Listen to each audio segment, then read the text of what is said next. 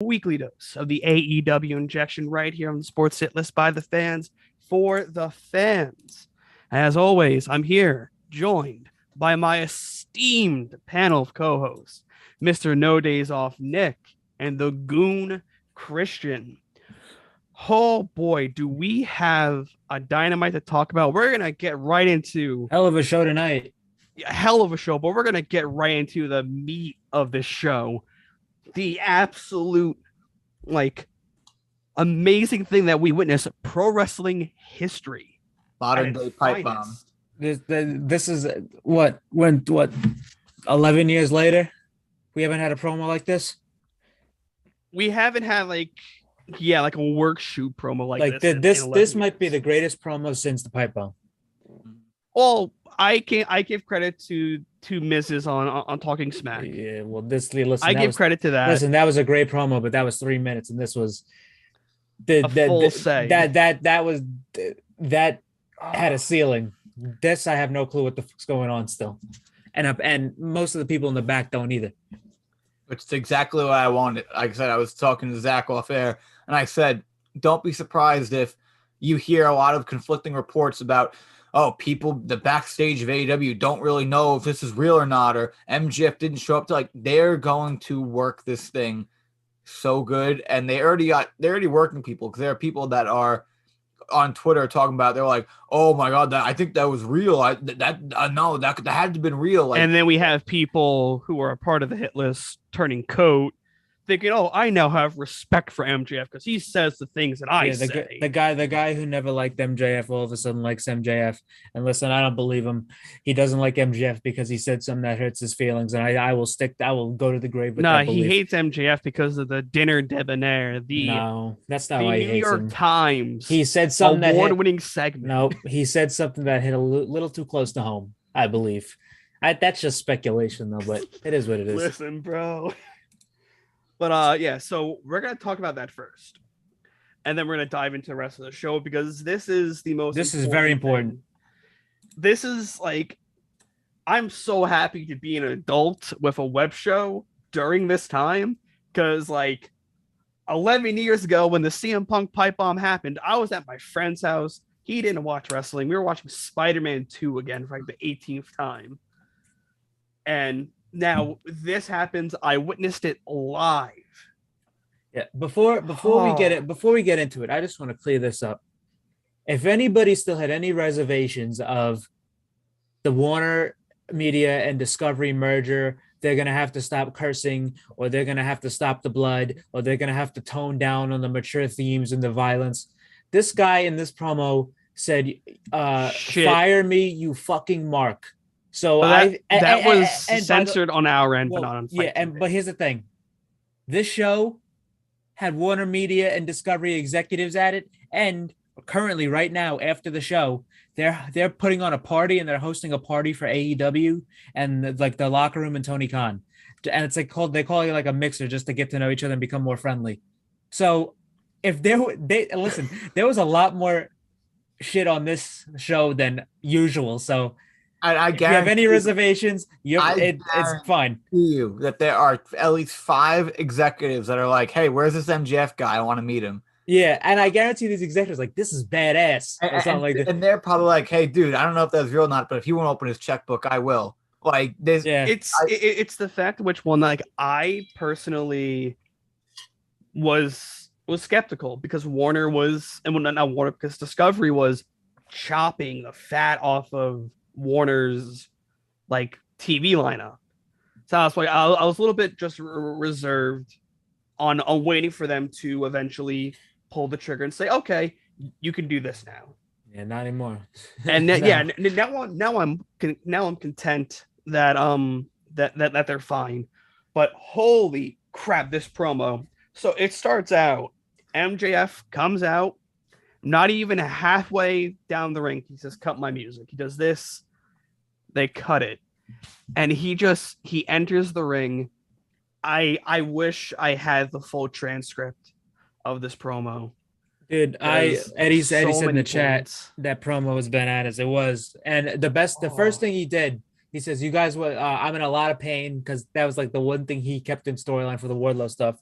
But he got into the ring and he basically said, "You guys want to hear me speak? Well, guess what? You're not going to hear MJF. You're going to hear Max Friedman." And he ripped his scarf off and he from just that threw it on the moment, I ground. knew that was like, all right, here we go. Here we go. Yeah. As soon as he said Max Friedman, I'm like, oh, here we go. I remember Jay White did something similar in his post match promo after Wrestle Kingdom last year. Where he said, you're not getting Jay, you're getting Jamie. So that's when you know this is going to be a real deal promo. Well, and by Punk used to do all the time. Remember he's feuding with Triple H. He's like, isn't CM Punk talking to Triple H? It's Phil Brooks talking to Paul Levesque. Paul Levesque. I don't know what has happened there, but I mean, Punk used to do it all the time, and again, that's when you know, like, shit's about to get real. And ladies and gentlemen, shit's about to hit the fan. See, like, it was funny. Like, just on Sunday, we were talking about MJF cutting a pipe bomb promo. We were like, imagine he sits on top of the ramp, crisscross, and then airs his grievances. They did that. But no, he took off the Burberry scarf and he aired his grievances. He pretty much said, like, to sum it up, he name dropped the WWE verbatim. It wasn't like, oh, like the Fed, the Titans. All these ex-WWE guys are getting paid more than me. Listen, before we even say anything about the promo, as farther along as he got to this promo, this guy was, I don't know how to say. If you ever played Smash Bros and you're on 200%, and then he was red. You're red, and there's smoke coming off of you. That's what it was like. This guy was. He was spitting. He had tears in his eyes. His eyes were bugging out of his head. He was breathing. He was breathing extremely heavy. He was completely like manic at this point. The guy.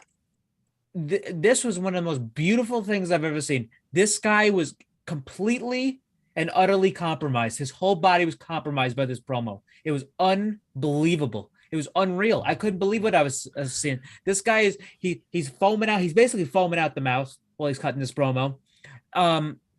He's screaming at the top of his his voice is shaky. He's losing his voice. He's yelling at some dude in the crowd. It's just like to respond to Eddie. I think by now TK and MJF have reached some sort of a deal, because it was a rumored meeting.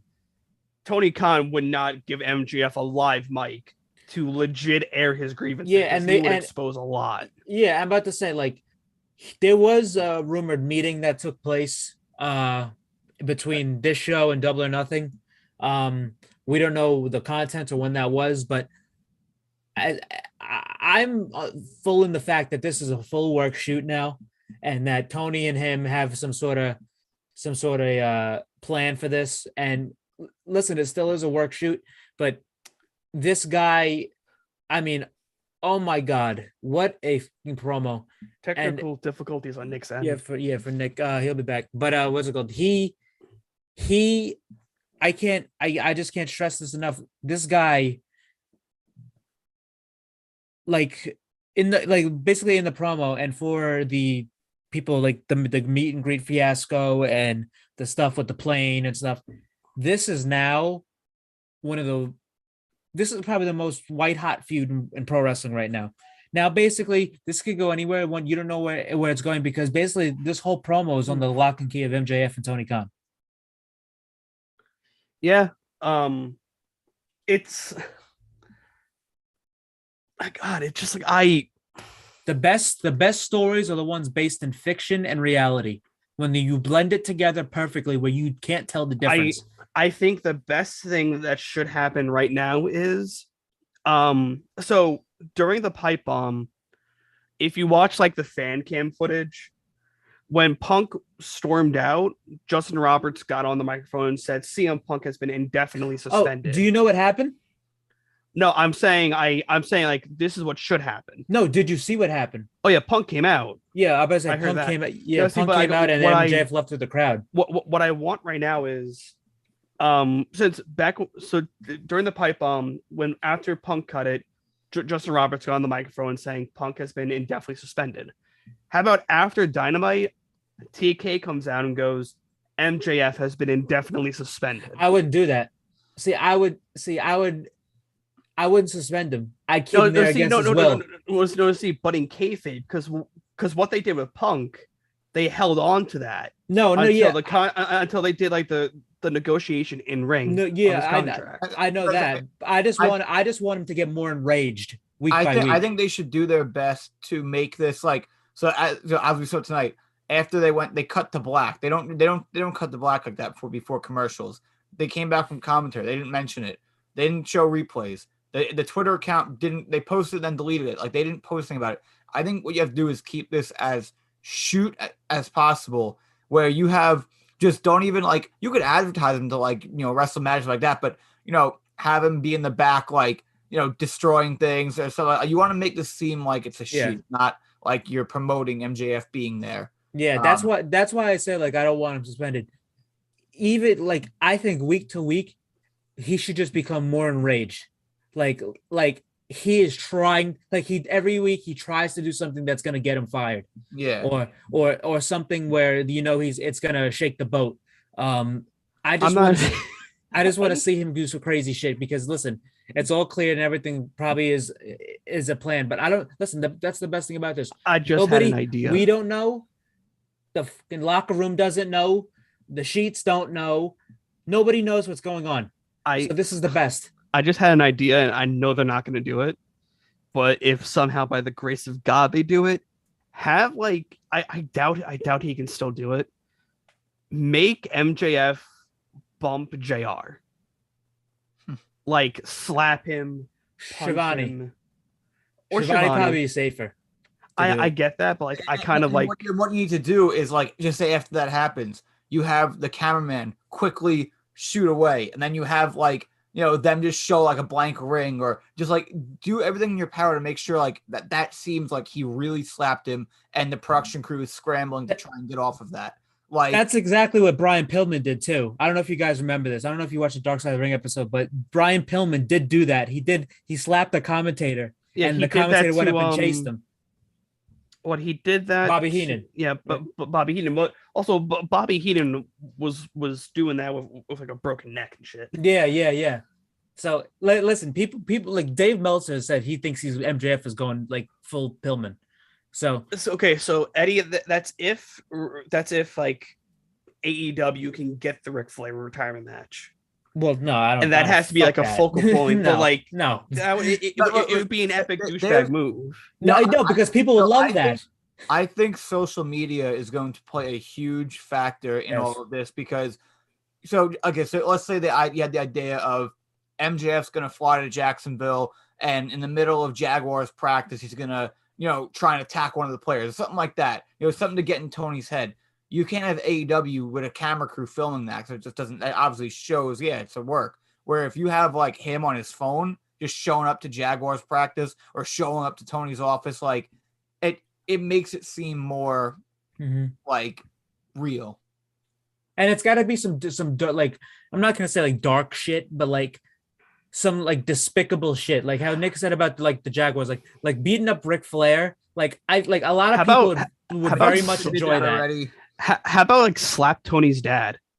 Yeah, something like that. Go to Shad Khan and go to Shad Khan's office at the Jaguar Stadium and demand to be fired, and like things like that. I mean, there are ways, and if this is all work, which we all believe it is, they can really go far. Tony goes to a lot of UFC events, and it's usually him, Jim Ross, and Tony's girlfriend. You can have MJF show up at one and start screwing with him, or to piggyback off the Jaguar thing, have him be in disguise as the mascot, takes out one of the players during practice, like something like that.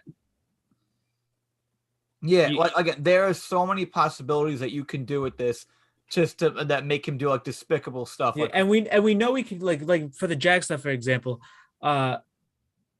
like. We know they could do it because they've done a thing like it before. I remember Ethan Page and Brian Pillman Jr. They got into a fight in the Jags facility, and the players were like hounding them and stuff. And stuff. Yeah. No, they could do something like that. everybody like around that age, they all grew up on wrestling. So if you had like if you had one of them go up to the locker room and say, "Do you want to be in a wrestling segment where you got to pretend to get beat up?" They would probably jump at the opportunity to do Exactly. that. And here's the thing. If the AEW locker room doesn't know what's going on, how do you think the players are going to feel? They're not going to know a fucking lick about this. They're going to not the one who's in on it. Yeah, and so it's going to be absolutely natural. It's also like one I know a lot of times that we've said, not on here, but on other sports hit list projects for wrestling that social media has ruined wrestling. I think this is I think this is the case where social media is gonna help wrestling so much. Social media does nothing but enhance pro wrestling. There's literally this company was founded off of social media. If there was no Being the Elite, this company wouldn't exist. So I just think it's a flawed argument now. But it's like, yeah, so like I guess like how to book this MJF stuff. He has to attack someone that Tony is close to. That's not in wrestling. Has to be a player, a family member. Trevor Lawrence out 6 weeks due to MJF. We're gonna hear this from the Ian Rappaport. Jaguars don't need him. I thought he was good. Wasn't he the number 1 draft pick? Yeah. They should have they should have did this before the draft. Here, MJF does a run in on the draft and starts beating up whoever starts announcing the first overall draft pick. I said AEW should be involved. I said they should send Danhausen out there to do a fucking a number. But listen, before in the contents of this promo, like we even haven't scratched the surface on this. This guy's talking about XWD WWE stuff, his contract, how he has outperformed it. He doesn't want to be here anymore. He doesn't want to be here anymore. He's talking to the fans saying, "You're the ones who called me unprofessional last weekend. I'm so much better than the guys. You don't love me because I don't drop people on their heads. You don't love me because I don't work unsafe. You don't love me because I'm not a one move high spot Andy."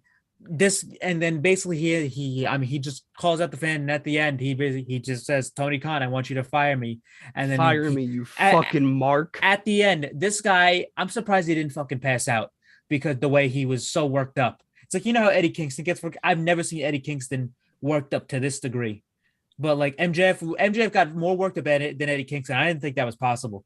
This guy stares at the camera, yells at the camera, "Fire me, you fucking mark. Fire me, fire me, fire me." Then they cut his mic. He starts fucking hitting it, and then they go to black.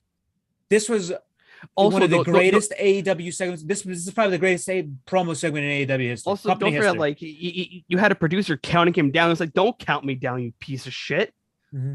It's like, just, oh my god! Like I do agree. A lot of what he said is facts. So a lot of AEW fans are. All of it is. All of it's fact. Are faux fans of New Japan. I will admit I don't watch a lot of New Japan, but I know everyone that's there. Yeah, it's like I see that Tranquilo Club guy on Twitter, and this guy saying, "Is Okada going to show up this week?" I'm like, this guy doesn't want to fucking watch New Japan. Okada's going to be in Japan Friday for the Best of the Super Junior Finals. And probably for the birth of his kid the conception of his kid. Well, I think that he did. I think it was just like he just found out, so he should be fine. But like there's a lot of New Japan guys, and listen, it is very apparent, and this has been said before. MJF has said it on interviews. He doesn't like New Japan, and guess what? That's fine. That's a fine thing. You don't have to like it. But here's the thing. I guarantee you that he respects it, and he respects the guys that are over there. Mm-hmm. But there's a huge portion of the AEW audience that because they're doing this Forbidden Door show, it's going to help a lot of people recognize New Japan Pro Wrestling. You even saw a little bit of it tonight. But this was a great point, and I love that he brought this up because there's a huge portion of AEW fans that don't know shit about shit, and I'm not going to sit here and say that I know everything about New Japan, but I do. But I'm not saying I do, but I do watch the product. Yeah.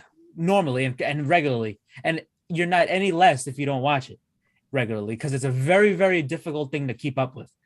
But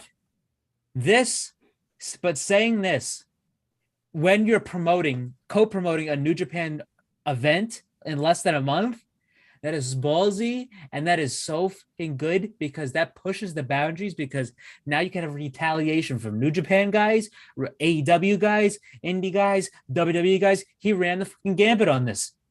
He's going to have the entire wrestling world talking. North America, Japan, Europe, everywhere. This thing is going to be the talk of the town for the next few months.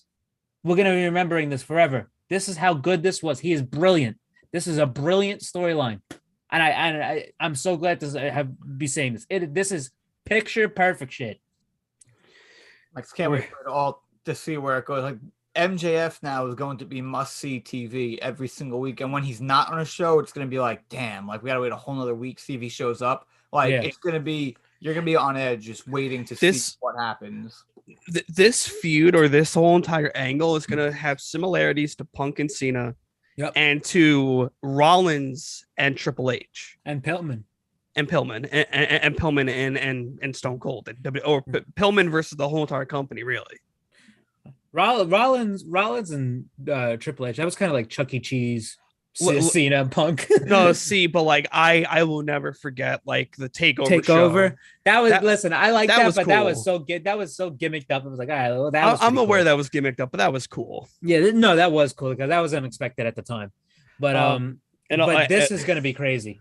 Mike, you have to watch this Dynamite, man. Then when you do, come back and watch the VOD of this. Now that we're getting to Dynamite, this is a top 10 Dynamite.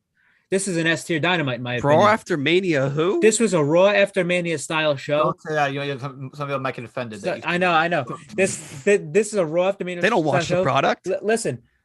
Raw after Mania for the past 4 years has been hot dog shit.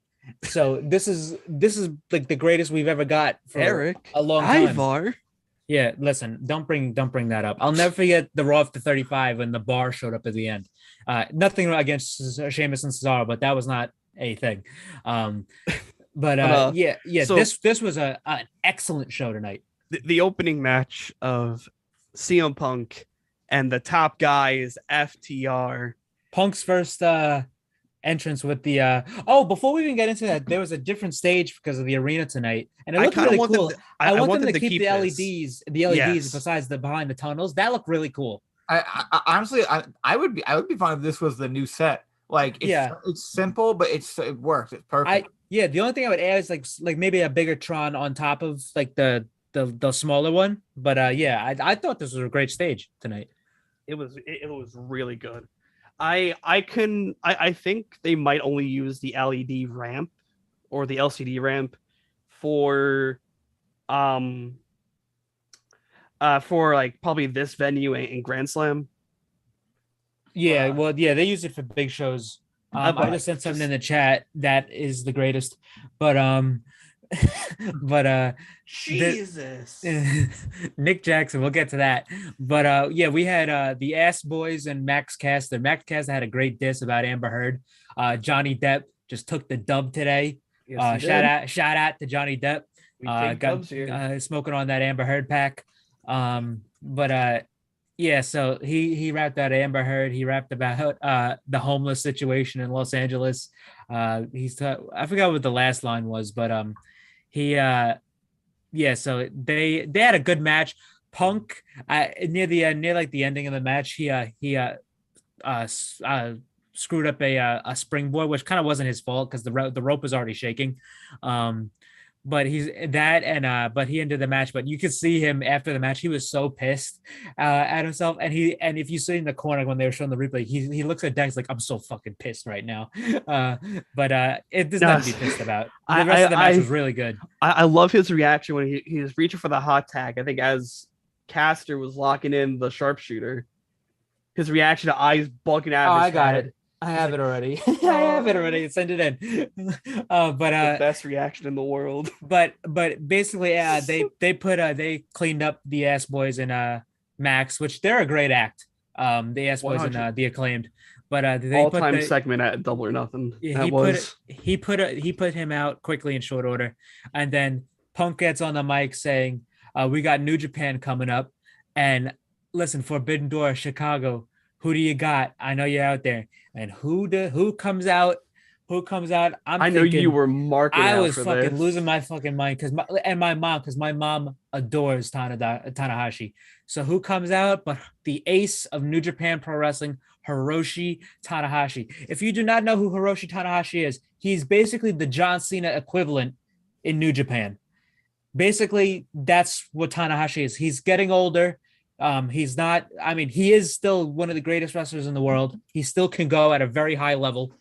He's not the top guy anymore like he once was, but basically he is that John Cena equivalent in New Japan. He is one of the greatest some people say he's the greatest wrestler that ever lived, and it's hard pressed to argue that.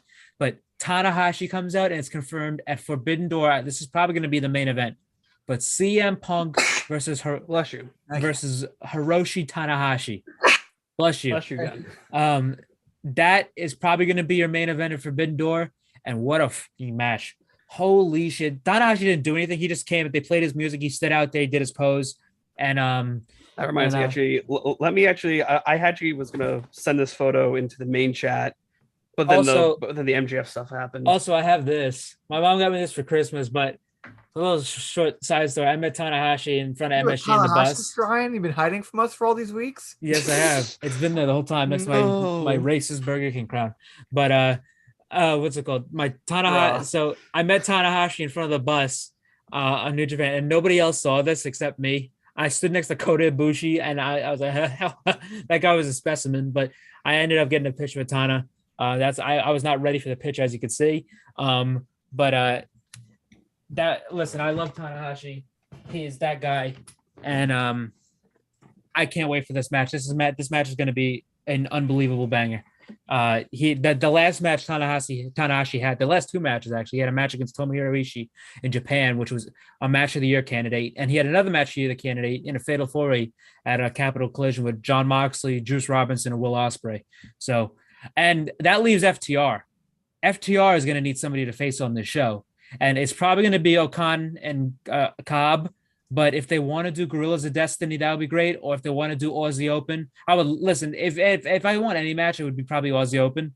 But that would be pretty cool because they're aligned with Cobb and Okan too. But God, Tanahashi on Dynamite. Holy shit. The only thing this told me was that the door is wide open for Okada versus Bryan Danielson. Yes, sir. Match. I'm sorry. Christian's boat that he wants is sinking. Read him a weep. Listen, I'm on the boat with Christian. I kind of want to see it. Danielson said he wanted it. All right. Listen, if Okada and Danielson gets announced, I'm going to be the first guy on this programming going absolutely apeshit. Okay. If Zack Sabre Jr. and Danielson gets announced, I'm going to have the same reaction because there's two quality talents working with quality talent. Listen, we're still probably going to get that match because, listen, there's rumors floating around that they're lifting the crowd noise ban in Japan, and Danielson has said that he's not going over there until that's lifted. So if that gets settled before the G1 and they put Danielson in the G1, they better put that guy in the same block as either an Okada or a Zack Sabre Jr. Because then we're talking. Because then he's going to have 9 New Japan matches. Imagine freaking Danielson at a Wrestle Kingdom. I think that's probably not out of the question. I know, but just imagine that first Wrestle Kingdom with AEW guys on it will bring back Wrestle Kingdom. That will be this year. Well, technically next year. Because Wrestle Kingdom I feel like it's been like, I don't know, not the same the past couple of years. And that first one will bring it back. Mm-hmm. Man, we are like, there was apparently there was 15,000 people there tonight. Jesus Christ. Yep. But the thing about it, a whole 5 years later, the wrestling resurgence is happening again. And it's due to AEW. Don't want to sound like a shill, but it's AEW that's kind of helping this resurgence again. Competition. 5 years ago, it was ROH and New Japan. It's AEW. This is the most fun wrestling show to watch. We didn't know Tanahashi was coming out tonight. We didn't know MJF was going to drop the pipe. And here's the thing: the fact that Tanahashi can even show up is a thing. The fact that John Morrison can come even wrestle here without a contract. That's that? what makes this shit. Oh shit! That the fact that Johnny Elite can wrestle here Also, without a contract is so cool. anything about too, like the last time we saw Tanahashi in AEW was a video package calling out Moxley. No, it was Lance Archer. Oh yeah, Lance Archer. That's right. Yeah, because they were doing that match at the Olympic stadium that they have in Los Angeles. Which is like that was only in a video package. He wasn't there in the flesh. Yeah, like I said, like I watched that and my dad was like, "Who is that?" I go, "That's fucking Tanahashi." Mm-hmm. Holy crap! Why they actually had him there in person was because AEW is now streamed on, well, not streamed, but the replays are available on New Japan World. Yep. A lot of people in Japan, that's how they watch Dynamite, and now when they see Tanahashi there, they're gonna be like, "Oh my god!" Like, yeah. And he's in town. I mean, some of the New Japan guys are in town. There's some strong events, I believe, in Pennsylvania. There's also one coming up in North Carolina, I think. Yes. There's a few strong tapings going around the country. There's some in Florida too. So some of these New Japan guys are over here. After Dominion, which is New Japan, basically their equivalent to SummerSlam. Dominion, after Dominion, that's when you're going to see a lot of New Japan guys show up, because then we're going to be 2 weeks away from Forbidden Door. But after Dominion, everything's wrapped up, and after Dominion, that's when you have Forbidden Doors after that, and then the G1 starts. So nobody's going to have to be in Japan until the G1 starts.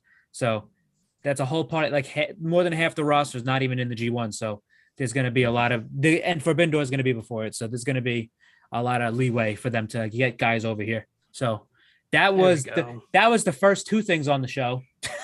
So since we talked about the MJF promo, now it's time to talk about Johnny Elite versus Miro. By the way, Miro has been home. Miro has not been home in a year. That's why Lana tweeted out she wanted to watch tonight. Miro is still feuding with God. Long-term story. That is long-term story. I don't know what's better, MJF versus Tony Khan or Miro versus Jesus Christ. It's a hell of a storylines we got here. But listen, he hasn't been home in a year. I gotta listen to the promos again. He still had his wedding ring on his necklace, and then he ripped it off. So I think he's just given up on going home. I mean, he's not getting. I mean, he's probably getting jobbed out by his wife, just how Zach just got jobbed out by his cat. But you did. But this right there too. She's still here. This was great because this was the. He's not gonna. He said he's not gonna I forgot what he said, but he's like he's not gonna punish people anymore. He's just gonna. He said he's gonna send them to God or whatever. So and he's gonna redeem them and stuff. I'm like kill people. So he's literally Miro probably made some death threats today, but Miro has returned finally. He's done shooting his TV. He's done with his injury. So I'm very happy to see Miro back. He's here to work with the Bastards, the Punks, and the Pagans, which is the House of Black. Pac, CM Punk, and Malachi in the House of Black. So Miro versus Julia Hart is going to be a very, very intriguing matchup. God. I don't know if John Silver and the Dark Order counts as Pagans. Also the Cowboys. The Cowboys, yes. He wants to listen. I remember saying that Hangman would have a good TV feud with Miro. We had Miro versus Johnny Elite. Pretty good solid match. Just showcasing what Miro could do again. I got really scared off of the I think the 450. It was the sideways 450. Because I got so scared of that he almost broke his ribs. He almost broke Miro's ribs. But it was just a short order match. Very nice to see Miro back. There's no reason Johnny Elite has to be winning over Miro. So this was really cool, and I'm so glad he's back. He's been missed. I missed the Redeemer promos. The white room. What happened in the Void? I just want to know what happened in the Void. He tried to fight God. That's what happened in the future. But so Miro's back. I don't know where he goes from here, what he does now. But if they want, I could see him doing something with he's gonna have to tangle with a babyface. So if Hangman's not doing anything, maybe Hangman, or I'd love to see him against somebody from New Japan at Forbidden Door. Actually, with Hangman, I wouldn't mind that because Hangman is now at a loss. He could redeem him. Or if you just want to throw him in, move another baby face, have like two big beefy guys, just do Warlow and Miro. Could be, yeah, yeah, because Warlow was on the show tonight, but I mean the feud's kind of still uncertain. He's feuding with the United States Court of Law, and the American Association of Security. Listen, I kind of understand that because he fucked up a lot of security guards. This guy was playing Dynasty Warriors with security guards. That one guy that was like against the garage door. He looked like the murdered people from Stranger Things. No. He did. Vega did. Warlow's Vecna. By the way, the guy that he threw into the cage, we still haven't seen or heard from him because he's not alive. That's why you haven't seen from him because he's dead. He's there with Chrissy and Freddie. Chrissy. I didn't finish yet. Don't spoil anything else. Oh yeah, I won't. He's there. He's there with he's in the Upside Down. Let's just say that. That's where that guy is. That guy went to the Upside Down. He's hanging out with the Demogorgon and all that. Vecna. Oh, God, I will say no spoilers, but Nick, the last 20 minutes of the final episode is like on par with the MJF promo tonight. It is masterpiece television. So last night I watched that episode 4. Oh, and that shit, the entire episode. I thought after the big thing in the beginning that happened, I was like, bro, it's crazy. In the end of that episode, I sat there like contemplating life for about 20 minutes. Listen, I'm gonna tell you right now, that was not shit to compare what happens in the 7th episode. I'm not prepared. Listen, we talk about this off air. But after this we had the Jericho injection coming soon. Yeah. After this we had for over 12 weeks now, the recognized symbol of excellence for sports entertainers, the Jericho Appreciation Society. I need a little bit more on that. Sports entertainers. Listen, it's not the Bret Hart Appreciation Society, which you saw in the opener. Something fast. I guarantee you they were all wearing Bret Hart socks during that match. Daddy Magic, baby. But Daddy Magic's fucking forehead was cut open from the fork that he got stabbed with in Arena Anarchy. Anarchy in the Arena. That is still one of my favorite AEW matches of all time. I wish during the main event they just kept Wild Thing on for the whole thing again. But this was like having flashbacks to Sunday. This was a great promo. They're just gassing themselves up after their win, and then here comes Kingston and Regal, and dude, Kingston, Regal's just standing like. And then Kingston, like he's so legitimate, like he wants to fuck these guys up, so he's pacing back and forth like a kid. And he look at this. This guy's got an Undisputed Era Cup. I got an Undisputed Era Cup. Zach, where's yours? Literally, this is like it's like the half like. I have this with my RIP. There is about 2 people on this entire cup that is still with the company. What shot? Jesus. What who? I can't even tell. Velveteen Dream. Well, actually, he's not there. No, we got Io. Real break. Io Shirai. Is she still there? Yeah, Roddy there too. Yeah, she's still there.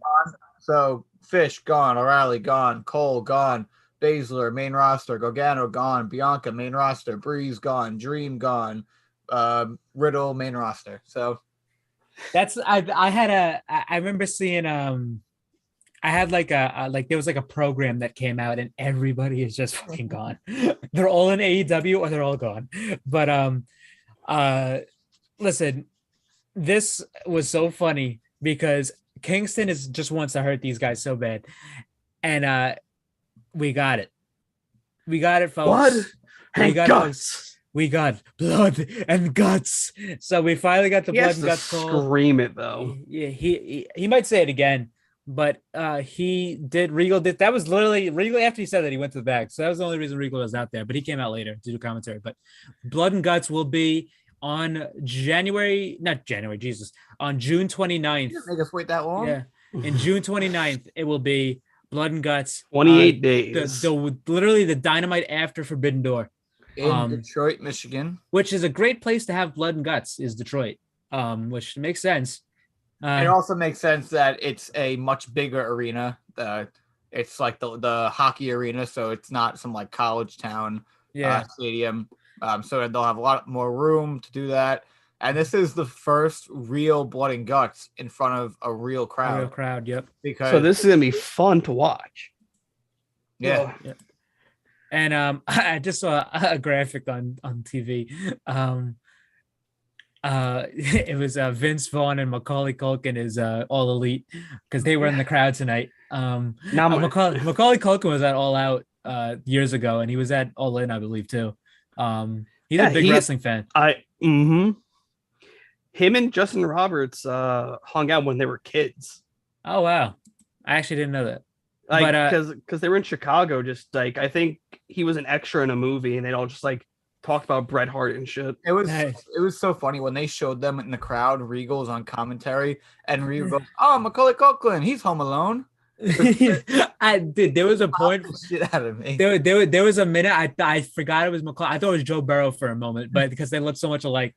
But after this, we had the 10-man tag, which was supposed to be Jeff Hardy and Adam Cole was supposed to be in, but Adam Cole's dealing with a minor shoulder injury, so he was just on commentary. He had it his own belt. But and Jeff Hardy is still... he's beat up, so he's going to need a few weeks to recover. But they were replaced by Darby Allin on the side of Jungle Boy and Hikuleo, Luchasaurus, Christian, and all them, and then the Undisputed Elite. The replacement for Cole was Hikuleo from New Japan. He's a member of the Bullet Club. He was wearing it. He finally got his own Bullet Club shirt.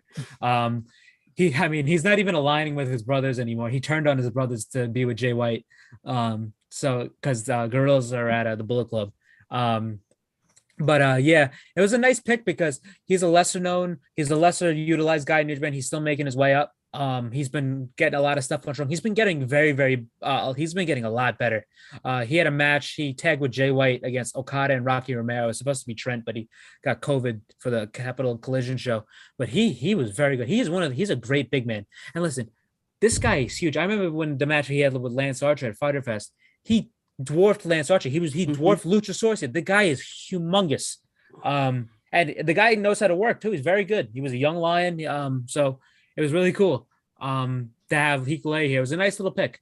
Again, he's another guy on the shows. And we've seen, obviously from having Tanahashi on and Hikuleo, and next week we get David Finley. They're going to start on this road, I guess, to Forbidden Door. They're going to start to, make, almost like the way they're using Ring of Honor guys. They're going to make New Japan guys a little more prominent on the show because, again, it's on AEW Dynamite, is on New Japan World. So they want people to, not just watch, I heard Tanahashi, I'm going to turn it off after that. No, they're going to want to watch the whole thing and hopefully, gain people like that.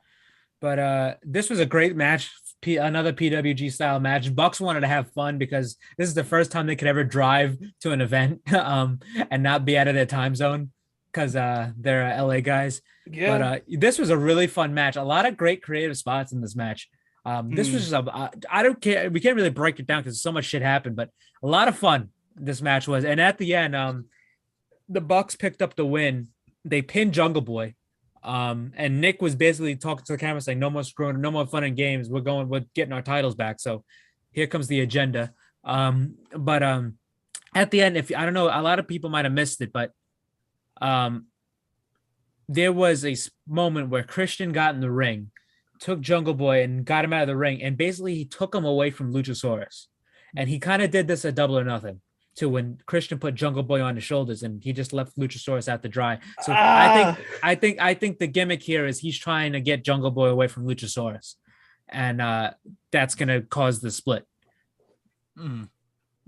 So that's what it seems to be happening here. But fun stuff here and pretty good. But I can't see Luchasaurus as a single act. He's not gonna be. No. It's gonna. He's gonna try. He's gonna try and break them up, and they're gonna realize it, and then they're gonna. That's where the food's gonna come from. Would end up being the heel, and then Jungle Boy and Luchasaurus would. Yeah.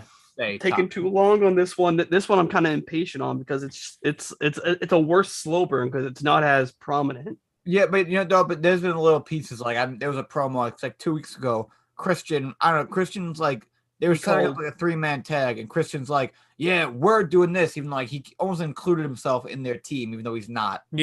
Part of them. Yeah.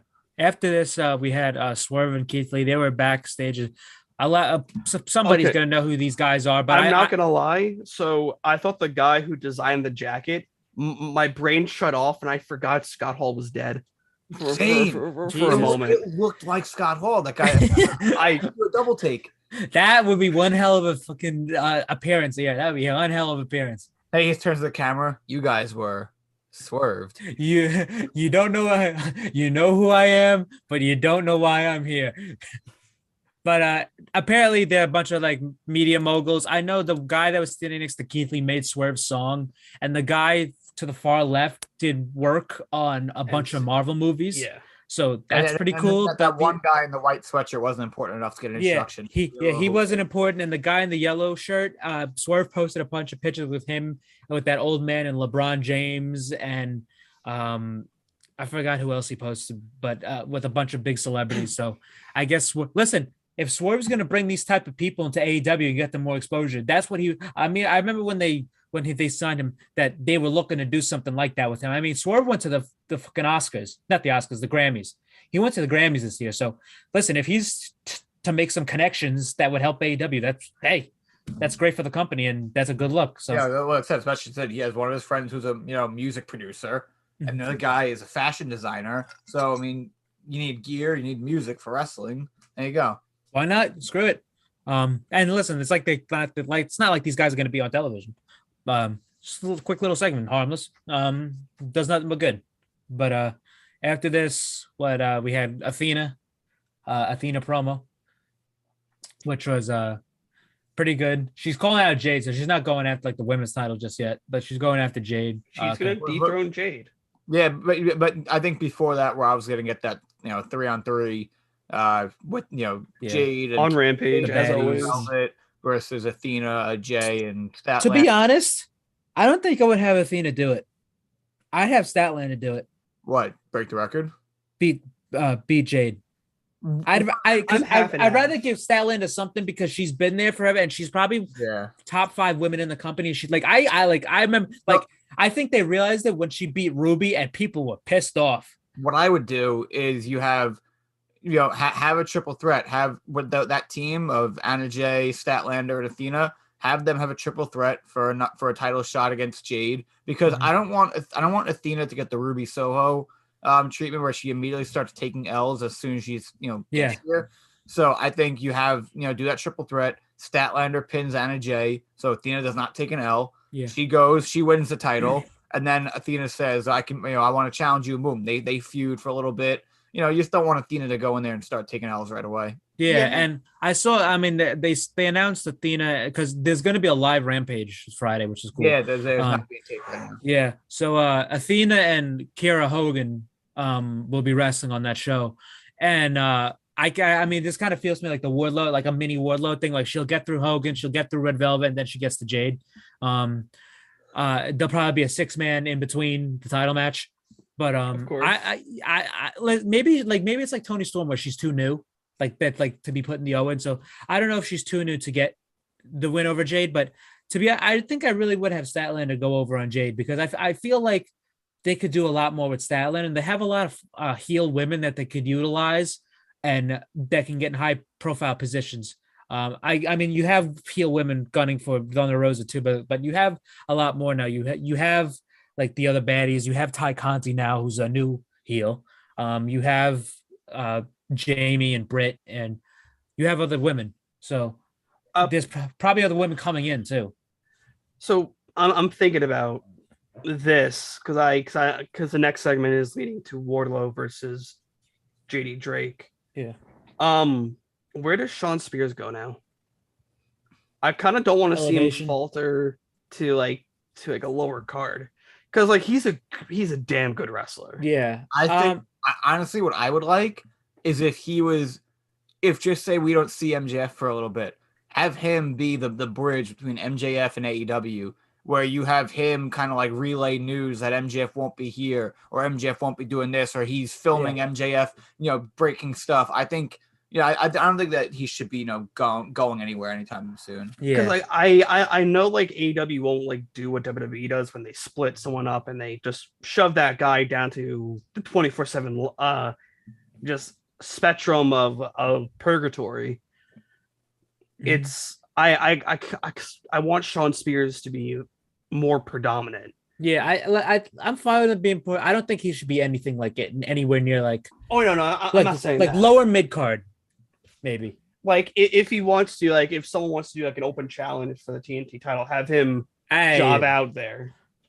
I don't know, it's like an open challenge, but maybe like the average Rampage match now and then. Like I like Nick's idea of like being the messenger and like he gets beat up by like people or some shit who like wants who when he's like relaying a mess, like don't shoot the messenger or some shit. But Sean, I think that's something I think MJF is probably gonna figure that out. So that's a good question though, but I'm gonna try to because I don't know if they have a post show. Oh yeah. But Stokely Hathaway and Jade, night one, it's already fantastic. I love the bigger back and forth. They're like, why are you here? Yeah, why are you here? This woman is a goddess. This woman is a superstar. But he's gonna be great. No Mark Sterling, so he's gonna focus on Tony Nese and this Wardlow stuff. So but Wardlow beat JD Drake in a quick squash. This is his first real match as an AEW talent. He didn't have War Pigs as his entrance theme, but he might get it one day. I heard that do that. That should be a pay-per-view exclusive thing for him. I heard that shit is expensive. So I'm trying to look it up. I'm curious if they're gonna keep that entrance style of him starting from the back and walking in almost like the Goldberg entrance. If they do, I don't mind it. Yeah, like I said, I would have kept the handcuffs and then he would just break them on the entrance. But he beat him, and all of a sudden, the coalition of security guards, offended security guards. You ever seen the South Park movie where all the parents who are blaming Canada? Yep. That's what it's going to be against Wardlow. All the security guards are going to band together, like stop security guard hate. Every single extra to ever, have like a pre-taped segment. I was brutally attacked. That would be Wardlow. So awesome. Like how MJF did the Dark Side of the Ring thing, had like these sit down interviews. Like I was attacked by Wardlow. You have like Eric James. Like I was attacked by Wardlow. I've never been the same since. My wife has left me. I would get the guy who got caught in the cage. Get the family of him. Imagine they literally film like a segment, like a backstage segment where it's a courtroom. And just the entire Little People's Court. Notice they have to go in the ring and do Little People's Court. He's wearing those AEW staff T-shirts, and they're all just sitting there, just like as like the witnesses. Yeah, dude, you got Swart Mark's the lawyer, and then Sean Spears is testifying because he was there. At Long Island. Judge. No, he's the judge. No, the judge has got to be judge has got to be somebody goofy. Like completely goofy. You get Virgil. Soul Train Jones is the judge. And then you can have one of the established AEW security guards, like those big beefy guys that are always out there, going and testify for all of the extras. I can hear I hear the judge doing music. Oh yeah, but the security guards came out. Wardlow got served. I don't know if anyone's ever been served in the ring before, but now it's Wardlow. The Wardlow is I guess Peter Smart Mark Sterling. DX got served by Little People's Court. I know Miro got served before he got into the building. I remember that being so funny when he got arrested. But so Wardlow got served. After this, this is one of the few rematches we've had from a Rampage rematch, because it was one of those 5:30 Rampages. But I'm glad this was, because I remember that match was great. And I'm glad, because this is the best women's match on Dynamite in forever. It was Toni Storm and Ruby Soho versus Jamie Hayter and Britt Baker. My favorite spot of this match is when Jamie Hayter ran across the ring. Not even across the ring. Ruby wasn't even going for a tag. They're just wrestling, her and Britt. She gets off their apron, runs around the ring, and just pulls Tony off, and then runs back, and then looks at the camera and just starts taunting. And I'm like, what the fuck did she do that for? That shit was so funny. But no, God bless. They all look pretty good. Jamie and Ruby look better. I mean, Ruby and Britt looked a lot better here than they did in the Double or Nothing match. But Jamie and Tony were showed up to work today. They were great on that hot tag. And then Clint's telling you to shut up. Yeah. This guy. But what's it called? Listen, there was a report that came out today, and Listen, they got to get Britt Baker and Jamie Hayter. They got to get the split speeded up because Jamie Hayter wants to be in the Blackpool Combat Club, which I've said for weeks, and it's not coming out of my head. She's the perfect addition. If we need another reason to support Blackpool Combat Club. To quickly hit the main event, Daniel Garcia, Jon Moxley, blood, beautiful violence, everything in between. It was amazing. Oh yeah, a lot of blood and a lot of cursing. So guess what, Discovery? Everything's fine, I guess. And they had a little 1-2 minute overrun. And Clint, where have you been? I shaved like 2 weeks ago. Yeah, he shaved 2 weeks ago. And look, it's coming back beautifully. But Garcia was limping to the ring, which I thought was funny. He was walking like Danhausen. I don't know why. Yeah. Arena Anarchy. With his hat, and it's funny. With his hat, his towel, he looks so like lanky. It was so funny. And then the Kango makes him look so much skinnier in the towel. Where's his do-rag? To get to the end. So like Eddie Kingston come out. He almost eats shit running down the ramp. He was the Titus O'Neil. He was the Titus. He blacks out too much and forgets where he is in his surroundings. he's so in his own world when he's. It's like I'm surprised he didn't eat shit when he was running in the parking garage that time. That and that was great. But they did announce a big match for Rampage. They're doing Bucks and Lucha Bros on Rampage. That was the fucking match of the year last year. So I'm very excited for Rampage. And at Road Rager. Hair versus hair. Ortiz versus Chris Jericho. Jericho's going bald. Or is he? I hope so. Or is Monkey? There was a monkey chant on the show. Monkey. That was great. I love that. But Moxley picks up the win with the Bulldog choke, and Moxley joins Kingston for Blood and Guts. That was Dynamite, guys. We kind of want to get out of here. Excellent show. Wrestler of the week. Yes. Maxwell Jacob Friedman. Yes. Buy all of his stuff just in case if they want to do a work thing and take it all off Pro Wrestling Tees. Yeah, you gotta get your stuff. Shit. Buy it now. All right, guys. Thank you all for watching. We'll catch you all next week for Dynamite as well. Peace.